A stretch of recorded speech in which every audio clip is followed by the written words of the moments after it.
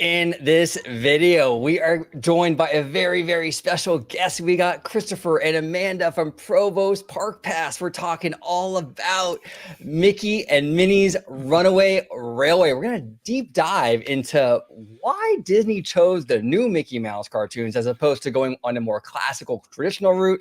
We're going to talk about theming, all kinds of stuff. We're going to hit the track switch. Oh no! I must have hit that track switch! Up next.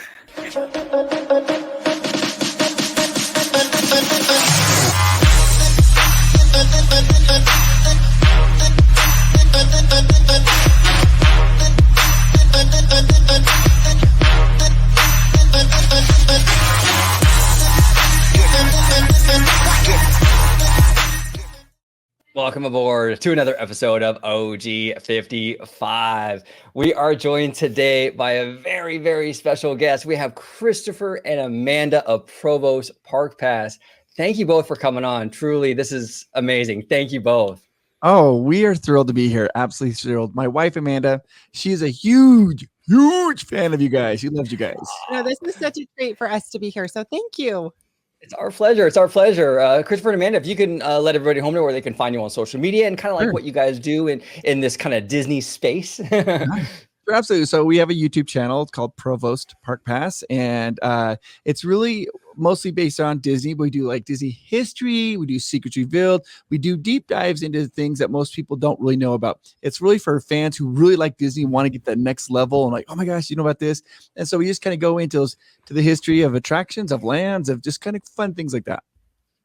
Great. Check them out. I will definitely be linking them in the show notes down below and in the end card at the end of this video as well. So if you haven't already, check them out, subscribe to them, and give them all the support and love. Again, Christopher and Amanda, thank you so much for joining us. Right. And down right underneath them, we got producer Dre Vasky, host of the Freshly Squeezed show here on the channel. Dre, welcome back, sir. Hey, I am most happy to be back. This is a fantastic roster right here. This is some amazing nerd power we got going on here, talking about all kinds of stuff. Mickey Mouse, Disney parks. I mean, it couldn't be a better show, right? This is fantastic. This is awesome. I do concur with my host here, OG55.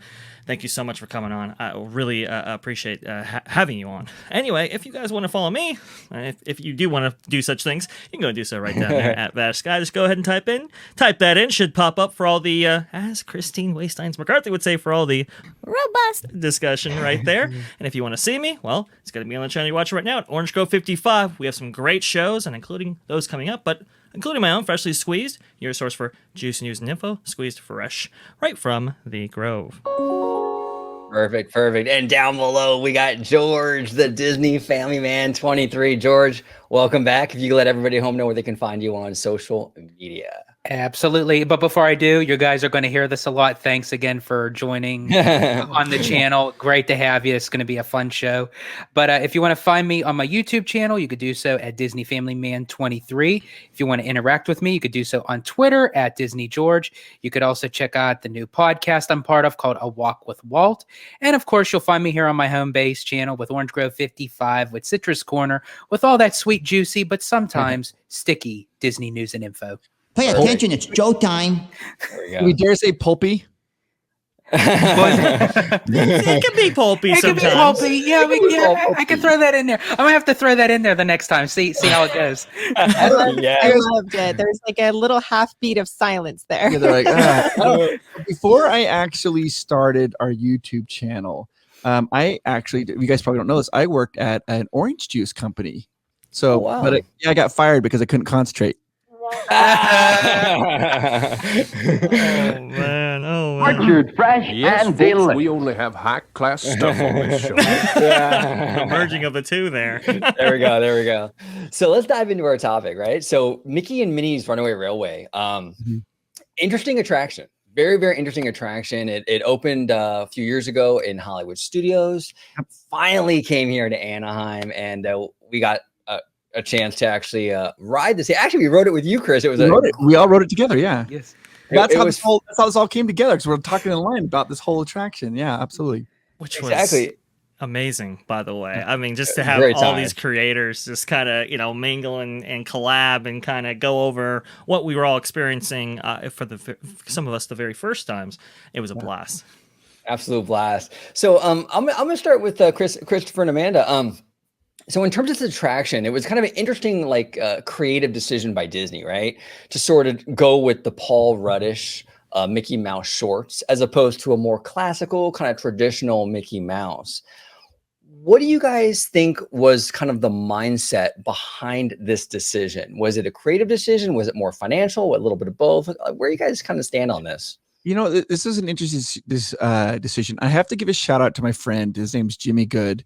He has a YouTube channel called Jimmy Good, because we were just sitting there discussing this, and he's the one that brought it up. He goes, "I don't think this is a Mickey Mouse attraction." And I was like, "What?" He's like, "That's not Mickey Mouse." He goes, "What we're seeing there is that's not Mickey Mouse. That's a funny little cartoon version of Mickey Mouse, but that's not really truly a Mickey Mouse." So he doesn't feel that this is a Mickey Mouse version. And I started thinking about that. My mind was kind of reeling about that. I'm like, that's really interesting. What is interesting right now, and you guys have probably seen this, for those of you who've been at Toontown recently, you get to walk in, you can ride Mickey and Minnie's Runaway Railway. But when you walk out, they have all the fence there because the Toontown's not open yet for everything. And on the fence, they have the original Mickey Mouse drawings. They have Goofy and Donald as they are portrayed in most of the cartoons. It's not the new radicalized versions of Mickey Mouse, but they did choose that. And I think it's an interesting choice. I think they chose that because the Mickey in these cartoons, like Amanda was talking about earlier, he is a little bit more sometimes he gets a little more angry. He gets a little bit more frazzled. He can get a little bit more angry.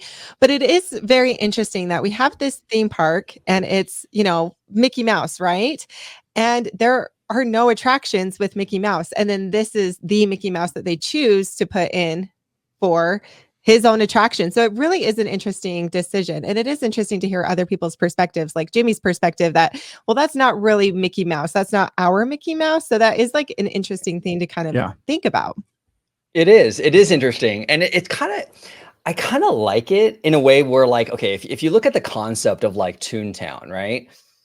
It kind of makes sense. Any Toontown, you would have this kind of mix of different animation styles, all animation isn't the same. So it's kind of cool to have that mix in there, I'm kind of digging that. Yeah, I think it's interesting. Now this is some trivia. This is Provost Park Pass trivia. There actually is an attraction that's Mickey's attraction that most people don't know, and that's the Silly Symphony Swings in DCA. Yes. They have Mickey Mouse on the top. He's the band leader from the 1940s. That was banned. So technically, he does have an attraction, but nobody sees it because he's on the top, the little statue, and that's it. And so then they brought it over here, and we finally got it. Now we've got Mickey in our parks. To that end, we used to have one in the form of Mickey's Fun Wheel. Remember? Oh, yeah. That was kind of a Mickey Mouse attraction. Yes. Yeah. And that way, he's got some bigger representation. Now it's Pixar Pal Around with Mickey's face on it. A little strange. Yeah, but it's true. You have to think about that though. This is Disneyland, right? Mm-hmm. Disneyland. Do we dare say the OG? There you go. That's true. That's true.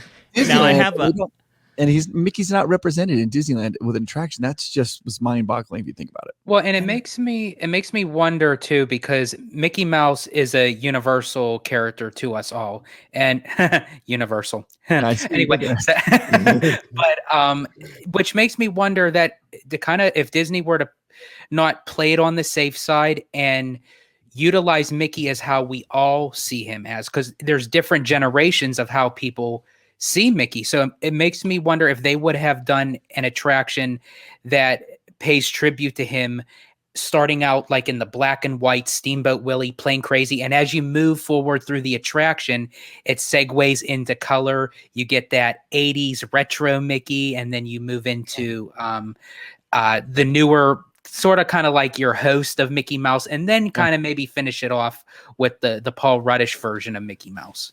It's kind of interesting that you say that, George, because, and this speaks to what you've been saying, Provost, about how he hasn't really been represented in Disneyland before. And doing some research on this, It's actually for a reason. So initially, in the original Herb Ryman sketch for Disneyland, a big, master plan for the park back in 1953, 54, when Walt's going to the banker, he's got to show him something, right? And you see that beautiful map. Well, what's detailed there for Tom Sawyer's Island wasn't Tom Sawyer's Island, but was originally envisioned to be a Mickey's play area that never came to fruition, right? So you go down this line here, and it's interesting because Mickey Mouse was always intended to be included by Walt. Walt himself kind of felt that, it didn't do necessarily right by the character ever since Fantasia. Fantasia wasn't necessarily the stunning success that he wanted it to be, but obviously you move on from that character onto other things. But he did feel that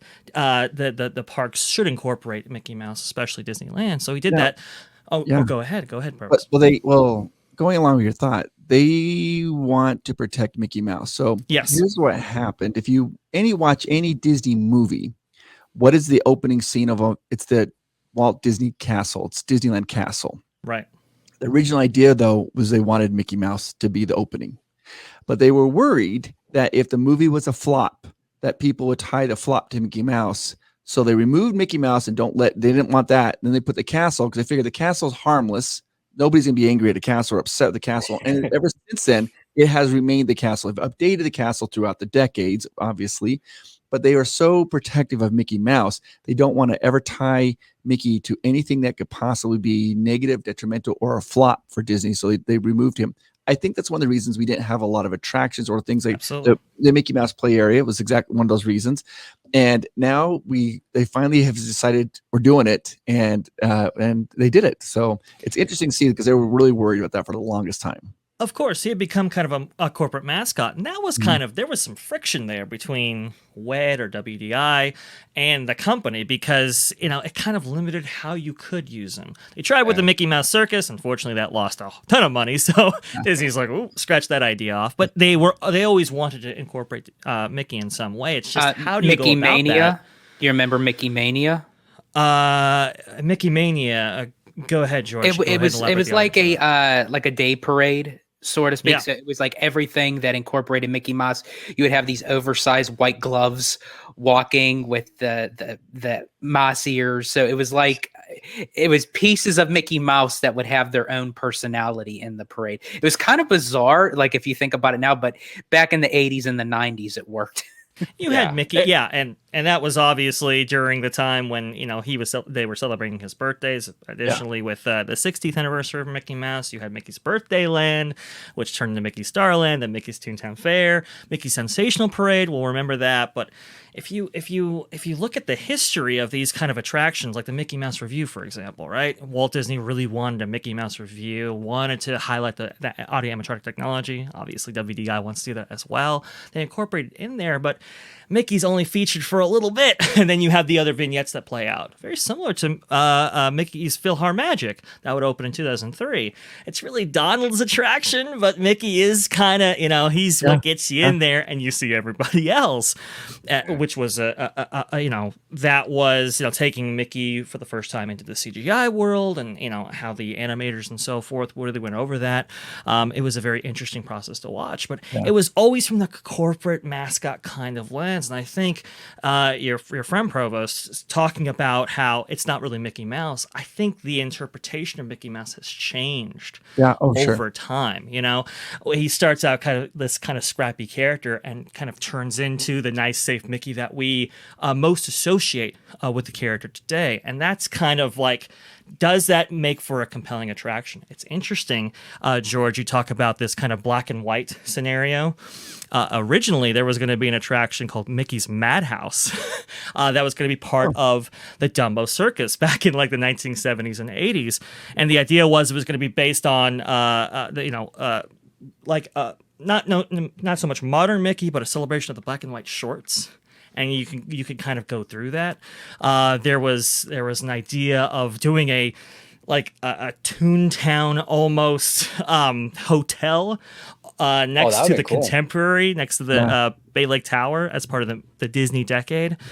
And then there was an idea for like a Mickey's Movie Land which was going to be a recreation of the Hyperion Studios in Disney's Hollywood Studios back when that existed. So like they've attempted this before, but the same problems still come up. It's like, is this a strong enough character to really incorporate as part of an attraction, or is it just more of a mascot? I'm going to put you guys on the spot. All right. We'll start with Orgy, then George, and then we're going to go all the way around.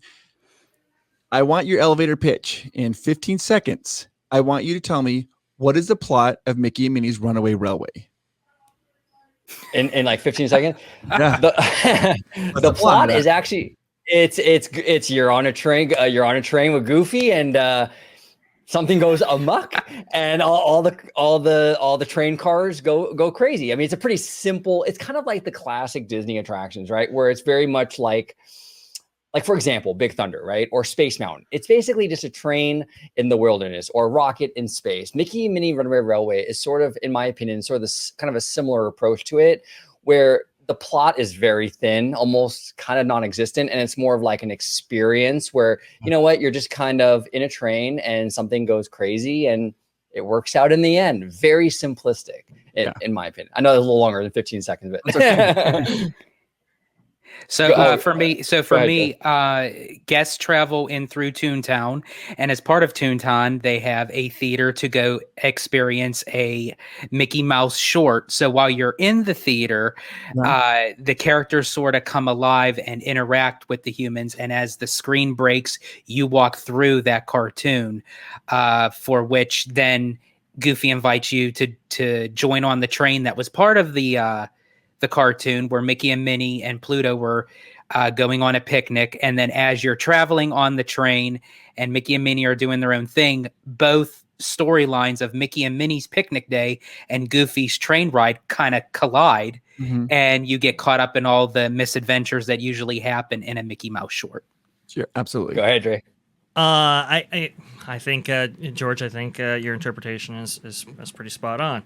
Yeah, as part of your adventure in Toontown, you're invited to the premiere of a Mickey Mouse short. Things go heavily awry. You're invited into that world and accompany Goofy on his voyage to a perfect picnic with Mickey and Minnie.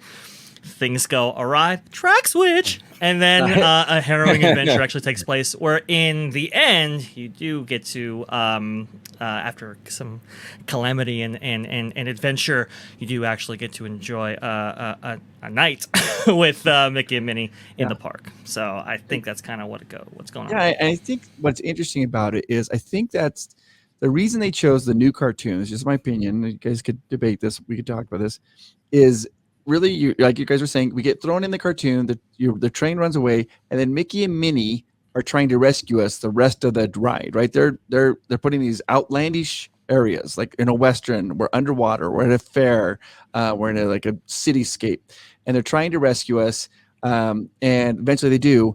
And I think that lends more to the new Mickey being in these crazy situations, rather than maybe an older Mickey that maybe, like the Christmas Carol Mickey, the one that we all, the cute Mickey, that one might not be able to kind of rescue us as this new one kind of could rescue us. And I think that's why they kind of reach for that. And another thing to think about, there are future guests. So with Galaxy's Edge, I know a lot of talk was like, hey, the kids now, they are connecting with Kylo Ren and they know Rey. These are the movies that they're growing up with. So they're connected to that. We have a 6-year-old son. Why are you laughing?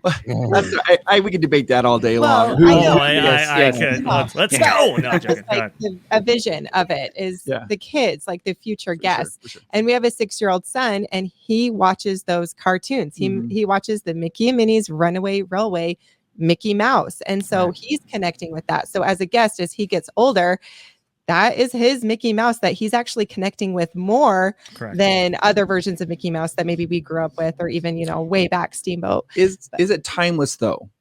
In 15 years, is that Mickey still going to be standing there? Well, and that's actually what started the whole conversation while we were waiting in line. Yeah. That was your question to us, was how timeless is this going to be? Are children of the next generation going to recognize Mickey in another format as opposed to this format? Like, how long will this Mickey Mouse last? pretty Well, much. you know, it's interesting, and Amanda, you bring up a fantastic point. This really kind of shows strong confidence from Disney's perspective in the future of this version of Mickey. Correct. Because like we talked about, like on the show already, like how particular they are with this character, and for them to kind of go all in with this attraction, with this version.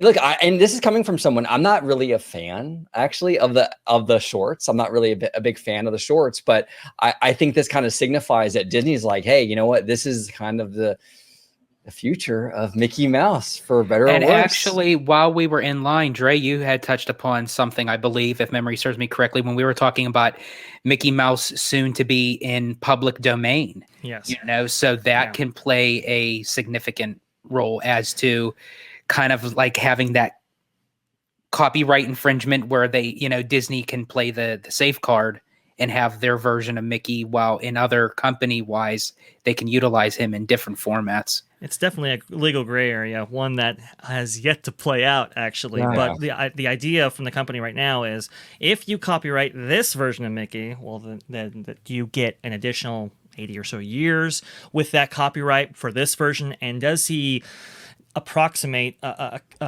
characterization of Mickey so close that, you know, everything else that might want to maybe incorporate Mickey for themselves is covered by? It's a very interesting idea, but I have heard that's one of the reasons why they have been pivoting towards this version of Mickey specifically. Also, too, it is kind of the most relevant. I mean, Amanda, I took I kind of had the same initial thought process as connecting to this attraction. It is kind of the most relevant version of him, and I think that was WDI's pitch to the company on doing this version. But also too, I mean, the Imagineers, like I was saying before, they had tried to tackle a Mickey attraction in the past and just couldn't, because, you know, it like you said, Chris, it limited what you could actually do with the actual character in the attraction. And I think with the Paul Rudish cartoons, going back to this kind of, tempered Mickey, what is it, rascal type Mickey, this kind of, scamp, lovable scamp, going back to that kind of version of the character provided an opportunity for the Imagineers, especially Kevin Rafferty, who had been assigned a project for decades before. Just kind of like, ooh, now I have a character in which I can go on these adventures. Yes. And the technology, in order to incorporate those kind of ideas with Trader Carter's, beautiful projections and so forth, allows for that kind of thing to take place and for it to be updated easily in the future. Yeah. Disney, whenever Disney pitches a project, a new attraction, it's called plussing.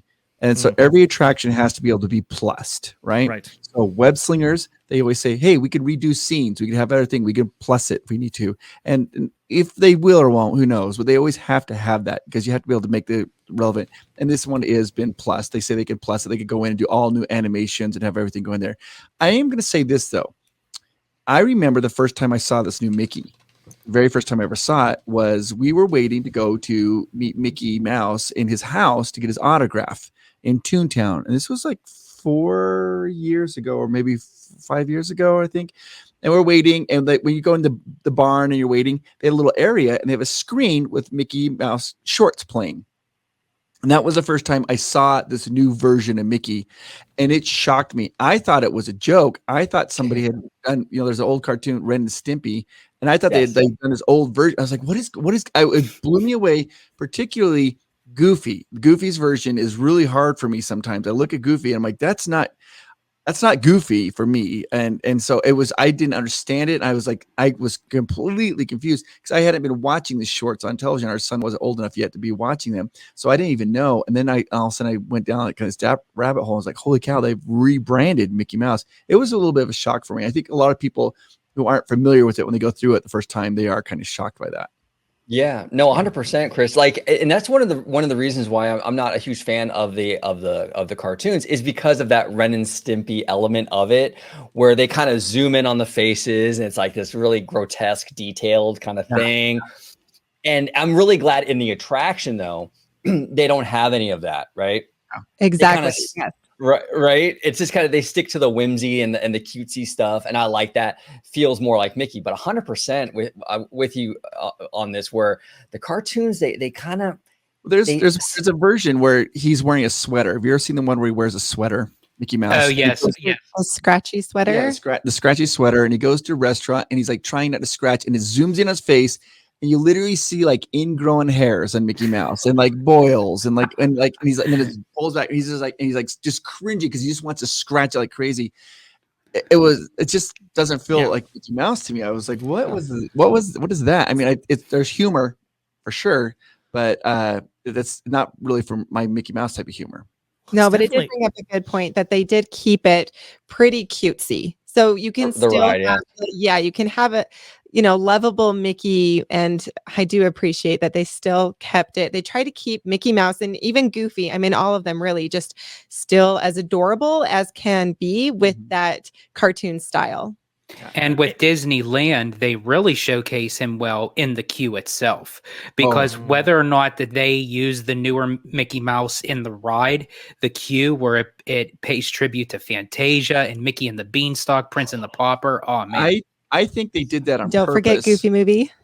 Yeah. Yes. I think they did that on purpose. I think that negates a lot of criticism. They're showing how Mickey through the years has evolved. And so, because they don't have that in Florida, it's not like that at all. Florida, you walk in the theater, you just see some posters, and then bam, you're in the attraction.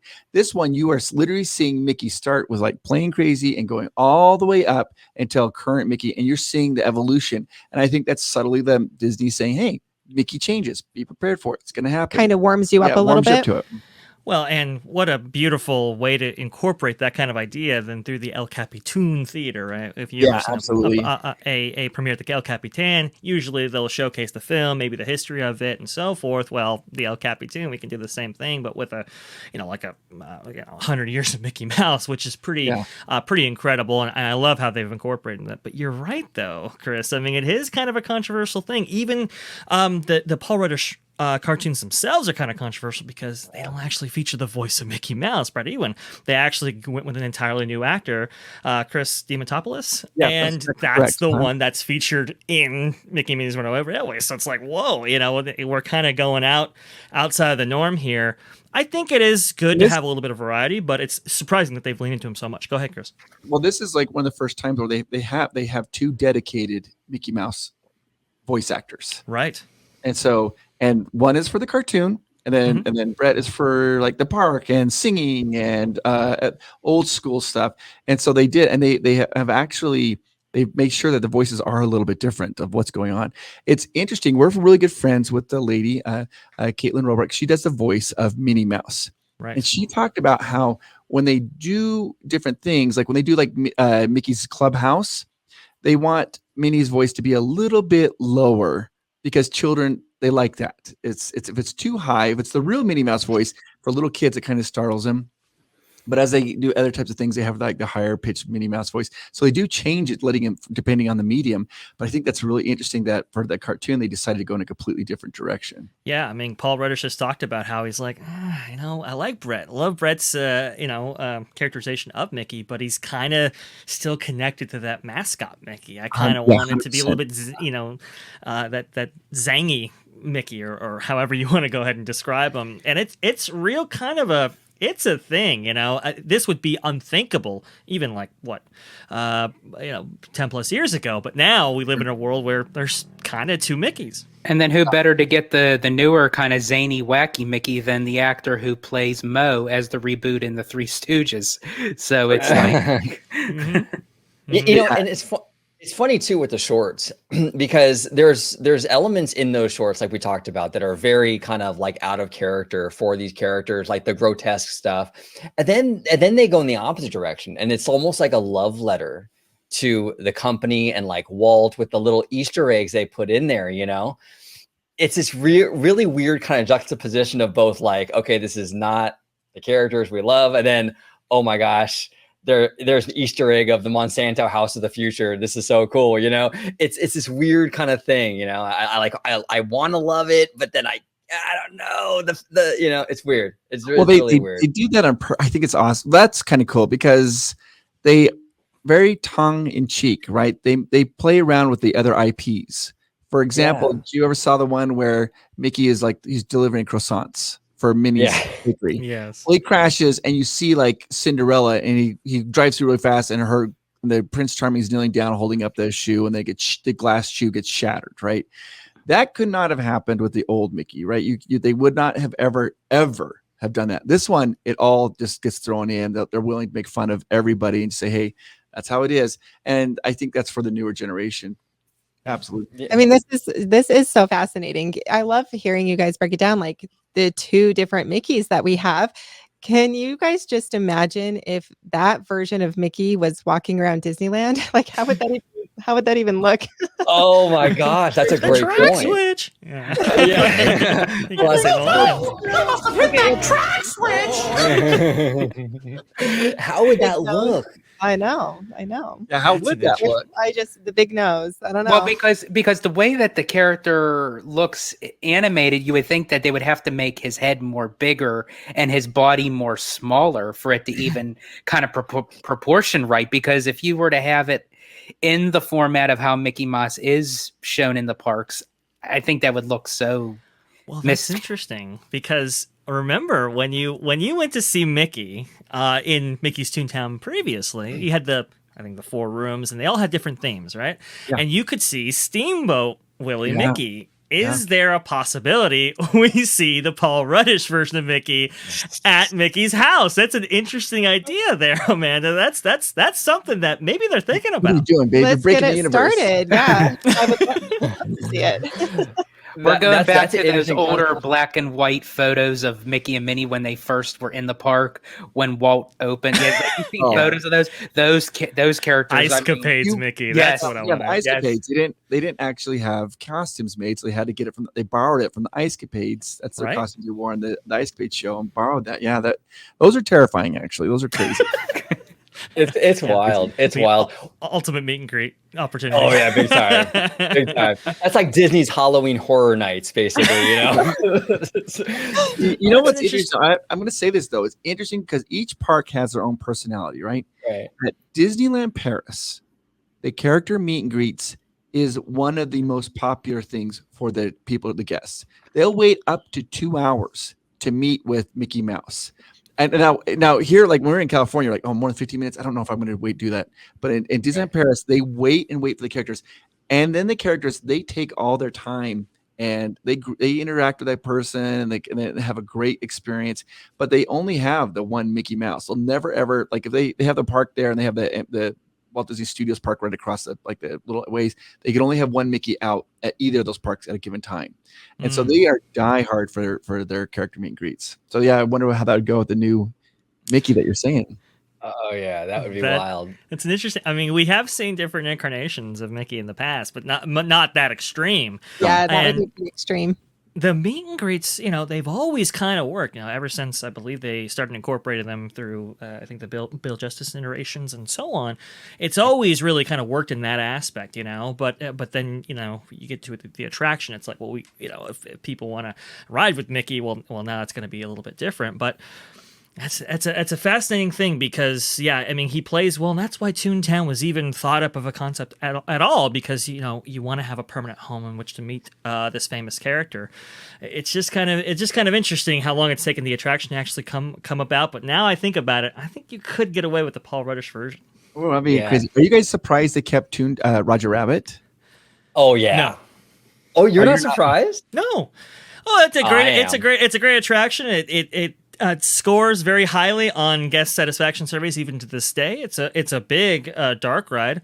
What you're saying is correct, but the kids nowadays have no idea. I thought it was going to be on its way out until after the fact. I found out that they were refurbishing it with the newer scenes. Like that's when I kind of knew, okay, it's going to stick around a little bit longer. But before they made that announcement, but they said Toontown was going to get a complete facelift, I did. I thought Roger Rabbit was going to be no more. Yeah, same. I think there is a timeline, or maybe next. I'm not saying like 5-10 years, folks. Don't worry about it. I think Roger Rabbit's fine for now, but I think there is a time in which it's like, okay, maybe we go in and retheme that attraction for sure. It's interesting though. I think with the Roger Rabbit cartoon spin, you can see kind of what Disney's thinking. This is just my theory, 100% just Chris going off page. Please. Right? Go ahead. In the attraction, there's Jessica. You see her. She's in her red dress, and she has putting like a weasel in the trunk of a car. Right. Right. Disney about a year or two ago, they ended up changing her. She's now wearing a trench coat. If you see that when you go through that attraction, they put over that red dress, they put her in a trench coat and like with a hat. They had received no complaints about it, but they were worried. And so they changed the character of Jessica Rabbit. So I think that that's why I was really surprised that they kept it, because I thought, oh, they're trying to change the storyline or whatever, how Jessica is perceived. So I thought they're just going to be gone, and they kept it, which is surprising. Well, to me.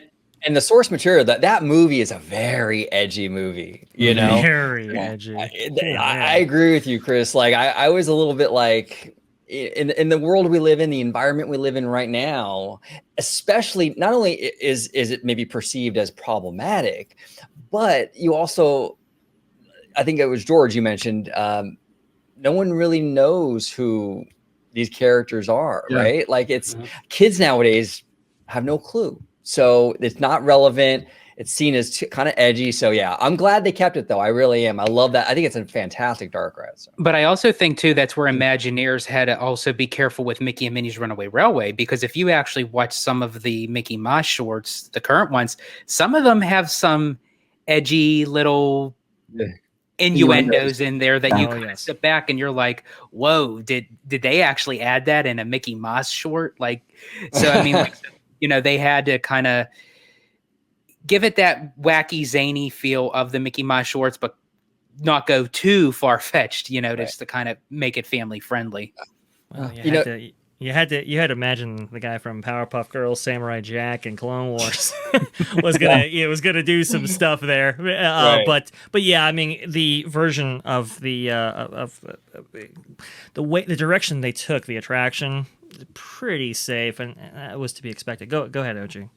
Well, I was just gonna say, Toontown in general is such a survivor story, because I don't know, like back in when Galaxy's Edge was being built, you know, a few years ago and everything, there were a lot of rumors. I'm sure Amanda and Chris, you've heard all the rumors on social media and stuff about how Toontown is sort of being eyeballed as like either, you know, Galaxy's Edge expansion or even Fantasyland expansion.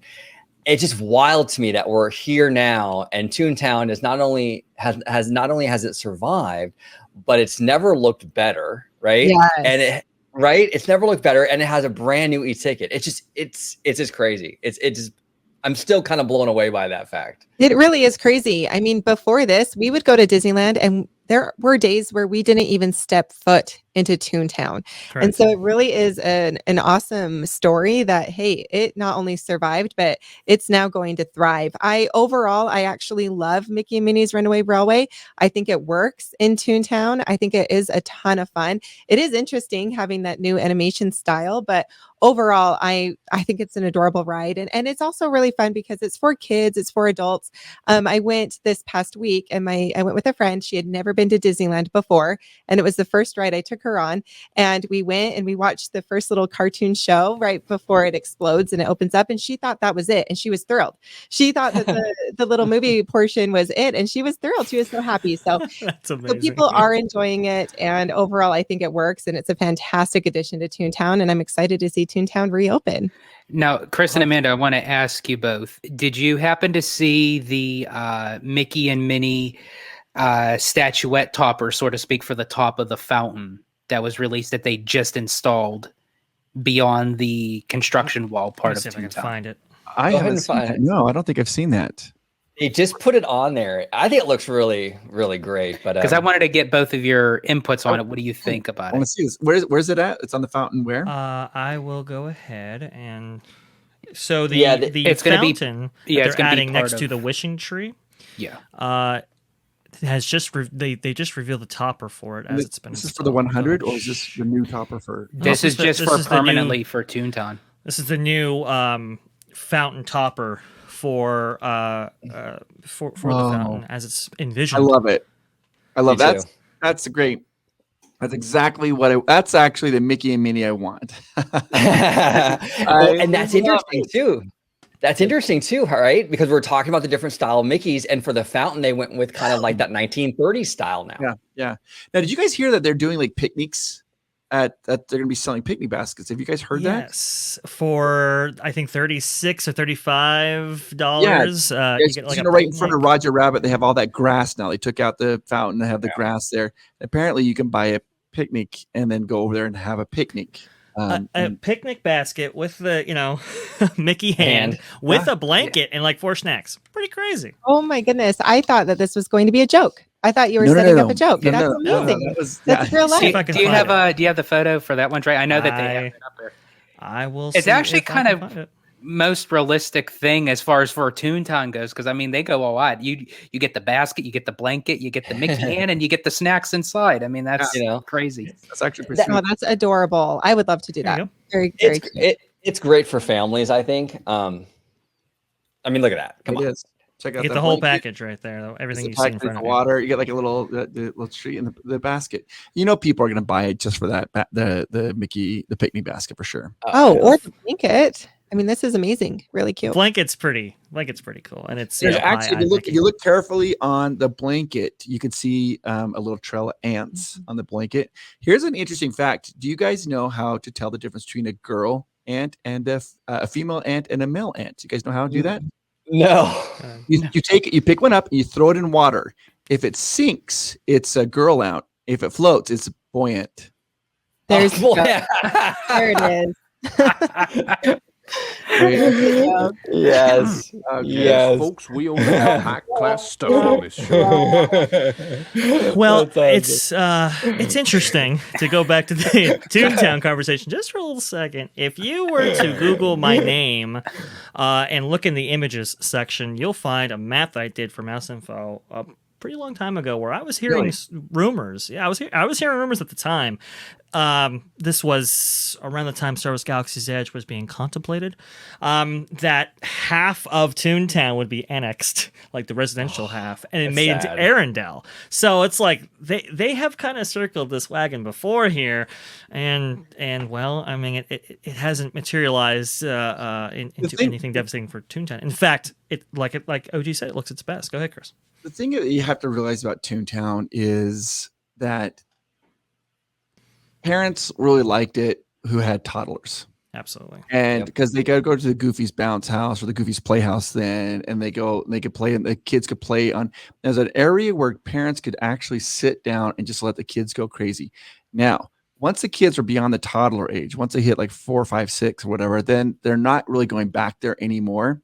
So it wasn't a huge voice for it. A lot of people are like, Toontown's the best, because you're really looking at it kind of as this a tired mom and dad want to go to Toontown to let the kids run around just so they can relax. But it has persisted. Interesting enough, our channel we started on YouTube, our very first viral video we ever did was the secrets revealed of Toontown. And I was doing all the different lands. I was doing secrets of like Adventureland and secrets of like New Orleans Square and Critter Country and all of them.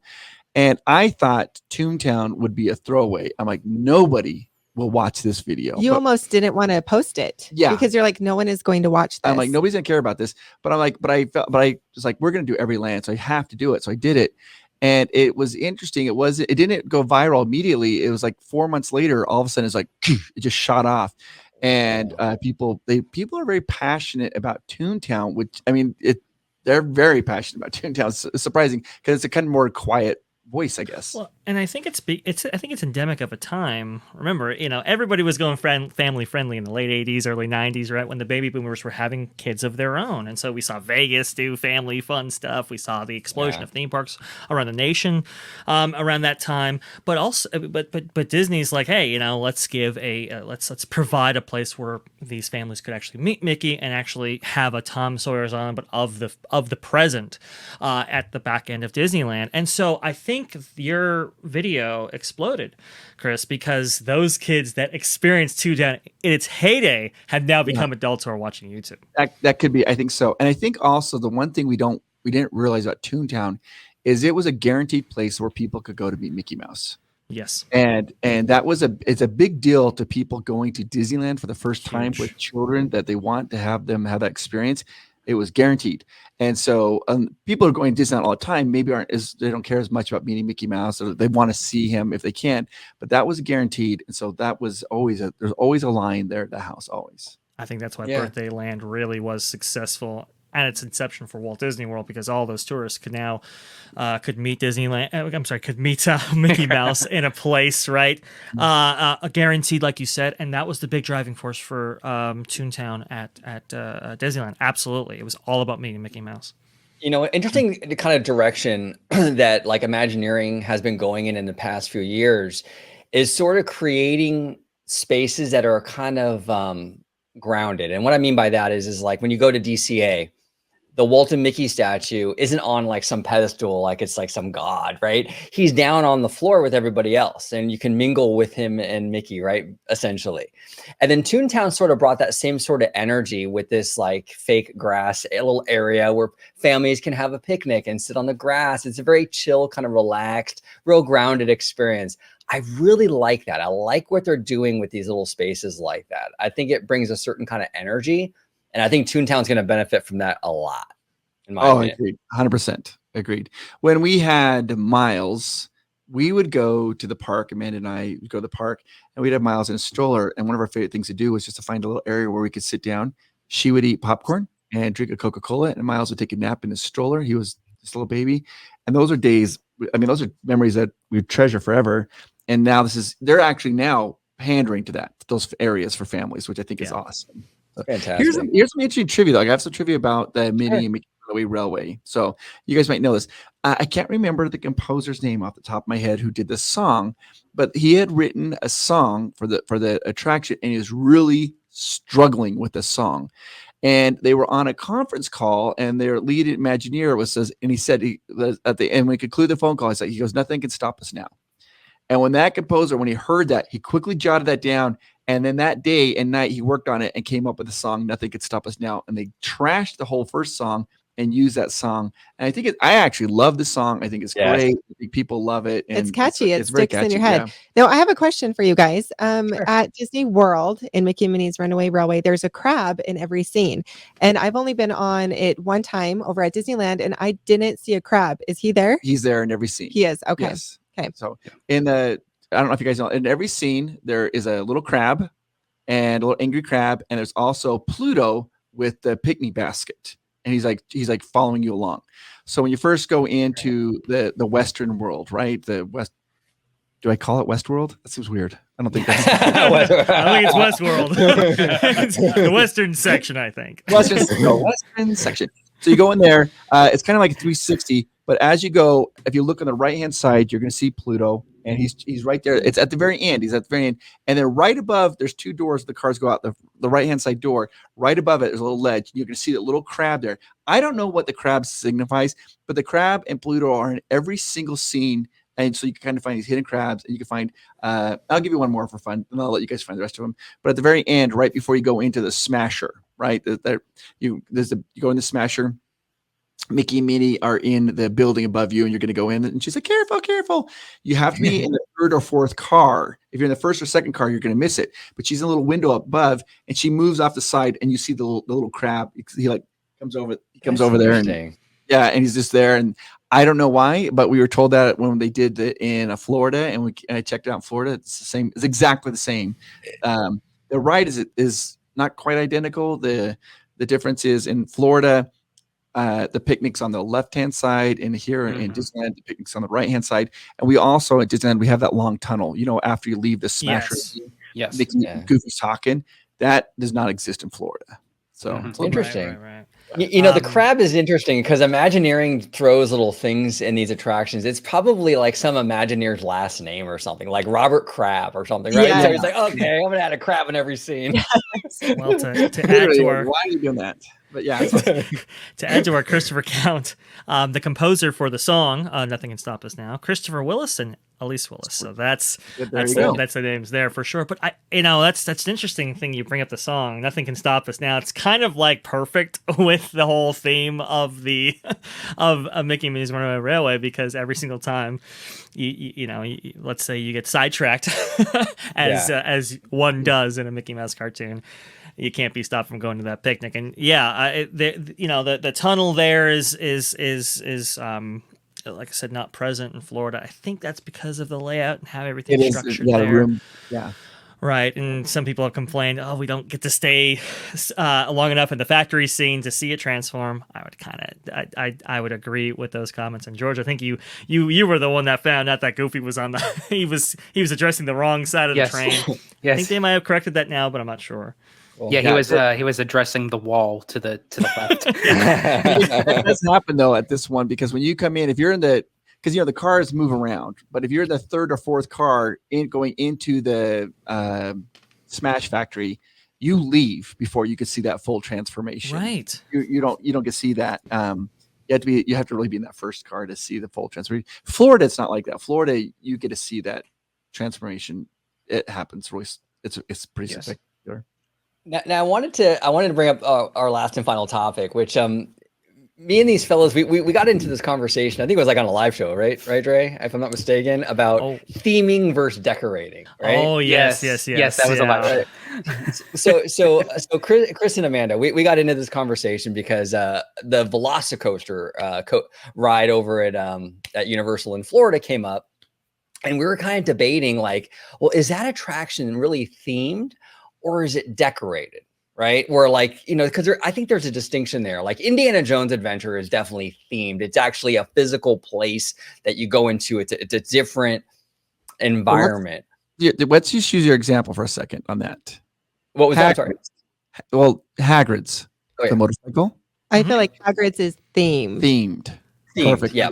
Themed. Velocicoaster, that's a decoration. Right. Thank you. That's what I was saying. Now, don't. That doesn't take that. That is an incredible roller coaster, though. It's just so good. Yes. One of the best. Yeah. But the Hagrid's, everything about it is perfectly themed to accompany what you're doing. And honestly, Chris, if you would have said Velocicoaster was themed, that would have been okay. I mean, you would have been wrong, but it would have been okay. Actually, we're talking about this because she thinks that's happened at Disneyland too. Oh yeah, absolutely. Yes. Oh yes. I mean, there's, like you said, Indiana Jones. You are completely immersed in the experience, and it starts the second you walk into the queue. I mean, you pass the Jeep that was in the movie. Like the second you walk in, you're in it. Like you are in, in Indiana Jones, which is my dream come true. That's my favorite attraction. But they definitely have some attractions that are just, I think would be more like decorated. I kind of feel like Incredicoaster. Yes, Sorry. that's what I was going to say. Oh, that's what you're going to say. Okay, good. Yes, you and me were on the same wavelength. That's exactly what I was going to say. Incredicoaster is decorations. Throw in some Jack Jacks, pump out, a chocolate chip cookie smell, bada bing, bada boom, you have Incredicoaster.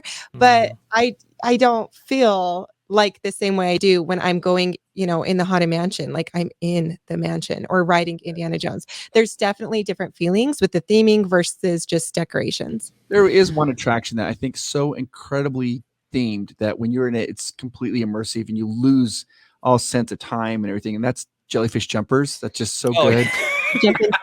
Yeah. Oh yeah. Oh man. Yeah. I think, that it's an interesting idea, like using immersion as the kind of, I'm going to put this out here, and Amanda's going to probably get angry for me for saying this, but I'm going to say it. Here's what you guys should do. In 2 or 3 months, you should have Amanda come back on here because she has her ideas of how they should have themed Galaxy's Edge and also the Star Cruiser down at Florida. She has very, very strong opinions of this. And I think that's talking about a little bit about theming versus. Well, I commented on one of their videos a few weeks ago. It was like, give us the Star Wars that we want. Yes, thank you, George. Yes. Pencil it in. If you're up for it, we'll definitely make that video. That's fascinating. Absolutely. I would love to talk about that. There's a lot there with Galaxy's Edge. Go ahead, Chris. I'm sorry. Yeah. We're lucky enough. Sometimes we get invited to go to premieres before the movie's released to public, and we were invited to. Amanda's favorite character is Darth Vader. Like she loves Darth Vader, loves Darth Vader, and she even told me, she's like, if he ever came, she's like, I'm leaving you for Vader. And I'm like, that's cool. I can see that. Here you go, Amanda. This is for you. I am altering the deal. Pray I don't alter it any further. Yeah, that's very apt, by the way. When we were lucky enough to go see Rogue One. before it was kind of open and we got there. So we didn't really know anything was going into it. And that scene at the very end when Darth Vader goes down that hallway and the lightsaber, she stood up and screamed and was like, ah! And it was freaking, I mean, like literally was like jumping up and down and was like, the whole theater went crazy. It was a ton of fun. But kind of jumping back to our, themed rides versus decorated rides, I was curious your thoughts, what all of your thoughts were about some attractions that are more themed or just more decorated. Go ahead, Ray.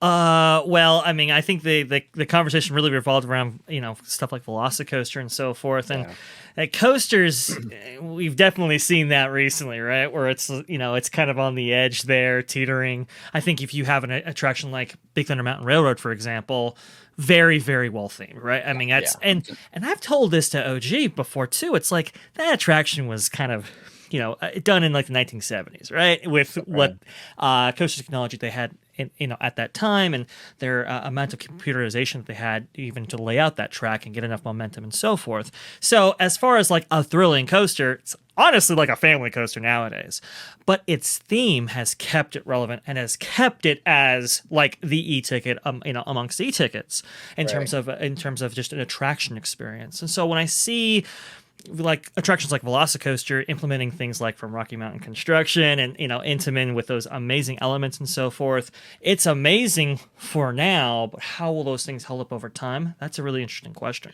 Well, and then also, go ahead, OG. Oh, I'm sorry, just real quick, George. I just want to say also, I think the difference too between like the decorating and the theming is how they utilize the coaster track in that story. Like for example, like you mentioned, Dre, Big Thunder. Mm-hmm. It was very clever that the coaster track becomes the train tracks. So you're not really thinking, oh, I'm on a roller coaster, I'm on a train, right? So it makes all the difference. Go ahead, George. Expedition Everest takes that up a notch too. Go ahead, George. Yes. Oh, no, you're good. I was just going to mention too, then you have attractions that the ride itself is heavily themed, but the queue line is sort of mediocre decorated, and you get that with Ariel's Undersea Adventure at California Adventure, because the queue line is more so it's decorated like a seaside shore type of thing. It doesn't really depict the film, but once you enter through the ride, through each scene, it's like, okay, this is heavily involved with the movie. But if you go to Ariel's Undersea Adventure at Walt Disney World and you go through Prince Eric's Castle, that one's a little bit more immersive, where you bump into Scuttle in the queue line and he talks while he's sitting in his seagull bed, whatever, and then that's when you get to the clam mobiles. Well, you have to look at the history of Disney, though. It started with the Matterhorn, right? They built the mountain and put the track around it. Big Thunder Mountain Railroad was built, and then the track went around it. And I'm a big fan of Magic Mountain. Have you ever been to Magic Mountain Road in Batman? Batman's a really fun roller coaster. They built the roller coaster first, and then brought in the props to kind of lay around it to look like you're going to Gotham City. It's a huge difference. It's a different philosophy of what they're trying to do. And so, I mean, I think that Disney takes a lot of pride in their theming. I think that the queue line they're trying their best to keep up with the queue lines, but a lot of these queue lines now are getting so long that they can't. Good one though, back to Toontown, Roger Rabbit. That queue line is so deceptively long. You have no idea what you're doing until you get in there. You're like, wait, I'm 50 minutes late. So it's crazy. Such a great queue line. And it's so funny you bring up Batman, because that was the example I was going to use for the reverse. Something that was maybe unthemed ride wise, but queue wise pretty good as far as Magic Mountain goes, right? So you do definitely have those juxtapositions. I think we all kind of we're of that generation where it's like Star Tours, this experience from stem to stern, right? From walking in the queue, being immersed, and then going on this kind of voyage. What is it? Roger Rabbit's Cartoon Spin, I think, is in that same vein. Indiana Jones Adventure. It's interesting. I think you have to kind of look though. I think that they are trying. Pixar Pier, I think, is kind of guilty of that. You talked about Incredicoaster. They have that attraction, Inside Out, with the emotional whirlwind. It's just the Flix Flyers from Bugs Land that's been reskinned, and I think it's okay. It's like kids aren't clamoring for it, but it does what it has to do. But I think that's one of the things they're trying to make sure they're trying to do now. And DCA, they're trying their best to retheme things the best they can there. Yeah, no, 100%. I wish they would. I'm a big advocate for DCA. I'm constantly rooting for that little park because I think there's so much potential there. you know? And I just think if it just got the right amount of money and just a little TLC, I think you can make a phenomenal experience. You know, like Pixar Pier, for example, you know, kind of underwhelming. I think that what they could do for that space, what would be much more impressive would be maybe more like a harbor or a port that you see similar to like Disney Sea, right? Now I know that's budget. I'm sure like, you know, the finance people at Disney are like, oh my gosh, what did he say? Yeah. But I think that that would be something spectacular. I just want to see a lot more love into that park, you know? This is something you guys can talk about on a different show. I want to give you guys this, talk about it. Okay. Bugs Land was successful. Bugs Land, then that because of that, they have Cars Land. Cars Land is phenomenal, right? The theming's amazing. Here's something that you have to realize though. The problem with Cars Land is what can you do with it other than cars? Nothing. Right. That's the problem they have with like Galaxy's Edge. Yeah, Star Wars. It's only Star Wars. Fantasyland is so amazing because you could put almost anything in that land. Like it's timeless. It's timeless. It's same thing with Evergreen. Adventureland, and it's same thing with Frontierland and Tomorrowland and the original lands. You can put things in there and still make it work. When we get to Cars, and don't get me wrong, I love Cars Land, but that is a narrow slice of pie now. There's nothing, you can't add things outside the Cars universe. You can't just drop in. I mean, you can't drop in like a Matterhorn into Cars Land because it doesn't You can work. do planes. No. Go ahead. You're fine. Yeah. Well, this kind of thing, I think that it's interesting. I think eventually Disney's going to start going back to the more generic lands because it allows it to open up. Like the same thing like Avengers Campus. You could only now do Avengers stuff in that. Right. I think what started that trend was at Wizarding World, which Universal did a phenomenal job with that. Gorgeous lands that they've created. And I think that was very successful. So they sort of Disney saw that and went, okay, well, we have some IP, we can do that too. So we got Cars Land, we got Pandora, we got Galaxy's Edge. But I think you're right, Chris. I think they're going to have to kind of go back to basics because I think that these lands that can kind of these more broad general ideas are much easier to add to going forward, you know? Yeah, and I think that it's you really pigeonhole yourself when you pick one IP. You know, so especially an IP like Cars. I mean, even Star Wars, it's a vast universe, right? So there's a lot potential there. But Cars, it's like there's not much. Yeah. Well, the merchandise revenue potential is definitely extraordinary at the time. Well, that's the thing interesting about Cars. Little trivia that as far as Pixar is concerned, they kind of felt like the movie didn't do very well. Right. But as far as merchandise, it's their most profitable movie they've ever had. As far as selling, it's just billions of dollars with a B. They're selling merchandise because everybody's buying the car. So yeah, good job. And Michael Eisner, you know, upon, you know, it was either doing Cars or as their kind of final film with Pixar or doing Toy Story 3. He's like, oh, Cars for sure, because he saw the Hot Wheels phenomenon, right? And he's like, that's a gold mine right there. So it was a large reason why we got Cars Land. But I do think you're right. I do think it's like, okay, I mean, unless you have a very broad brand like the MCU, I think you can go enough in a plethora of different directions, and Avengers Campus provides that. You're really going to be limited if you go with these themed lands. And I think Dusty from Ice Shed has kind of said that over the years, and some others. Like you kind of, you know, these lands that can incorporate multiple ideas, I think is the way to go. And that's why if we get the what if potential villains land, which I think would be phenomenal, Right. and no matter which coast it would end up in, it's very open abroad. Like you can use any kind of villain from the Disney canon or even beyond in future films, you know, any popular villain they could just kind of throw in that land. Yeah. Exactly. Yeah, Chris and I have been talking about the Villains Land forever now, and really the potential is endless. Like they just have so many different possibilities. And so, yeah, I totally agree. It will be interesting to see what direction they kind of turn to, if they're going to kind of make things more timeless and more classic, or if they keep coming out with IP stuff. You know, it's interesting for like a Villains Land. I would love to see kind of a real grounded, kind of like a Harry Potter Wizarding World, like this Gothic architecture. It's very dark, but it's very fanciful at the same time. Yes. Oh, right? yes. Yes. Even like that would be cool. Be awesome. Corrupted Fantasyland. Yeah. Print. Yes. I mean, I that's honestly just. think it would be huge. I mean, people just lose their minds over that stuff when you have Oogie Boogie Bash and you have the villains come out. I mean, people just like crave that. You know, Disneyland is so great and it's so magical and it's so happy, but a lot of us want something a little bit more twisted. And so I'm like, give us Villains Land. It would be You just amazing. need like Yzma's roller coaster, right? And you Yes. know it's gonna start like like they pull the lever and they're like Wrong lever. shoot you backward. The Amazing. rides just write themselves. I mean, you came up with a bunch sometime, like Ursula could have one of those. Yeah, Like everything. yeah, the rides write themselves for the villains.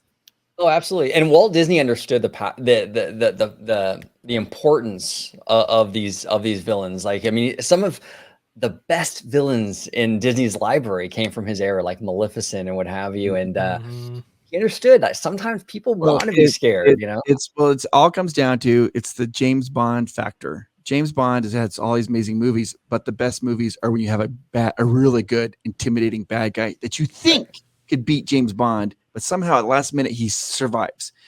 If you have a weak villain, the movies they fade. And that's why, that's why, like Maleficent, you know, she could have anything could have happened. Just change that one little tiny thing. She could have won. That's why people like that so much. Yeah. Yes. The protagonist is only as strong as your antagonist, right? For sure.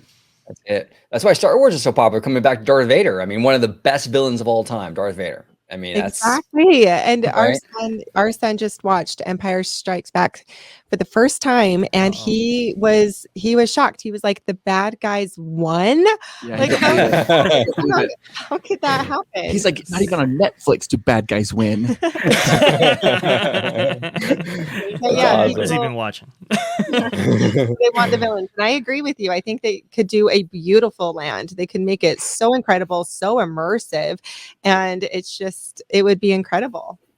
Yeah. Yeah, it would be really great. It'd be really great. Well, Chris and Amanda, I want to thank you for coming on. This is an absolute honor, and we had a great time. Thank you so much. Absolutely, guys. Thank you so much for inviting us. Yeah, 2 or 3 months. Have Amanda come back in. She'll tell you all the Star Wars ideas she has. She's got it written down in books. Oh, So wow. let's do it. Well, thank you guys so much. I mean, we could talk to you about Disneyland all day for hours and hours, but thank you for letting us have just a little piece of your time. It was a ton of fun. It was our pleasure. If you could just remind everybody at home where they can find you on social media. Sure, go ahead. On social media, we're on Instagram and Facebook, Provost Park Pass.